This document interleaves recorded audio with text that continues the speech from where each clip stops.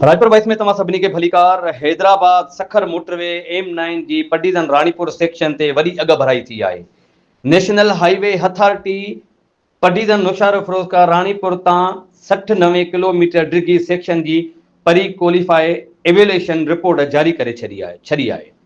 हिन मामले में 16 कंपनियुनि जॉइंट वेंचर दरखास्तूं जमा करायूं आहिनि, जिन मां जांच खां पोइ 8 कंपनियुनि प्री क्वालिफाई थियूं आहिनि, जॾहिं त 8 कंपनी माली ऐं फनी शर्तूं पूरियूं न करण सबब नाअहल करार ॾिनियूं वयूं आहिनि। हाणे प्री क्वालिफाई थियल कंपनियुनि बाज़ाब्ता ट्रेडिंग जो ईंदड़ मरहले में हिसो वठंदियूं।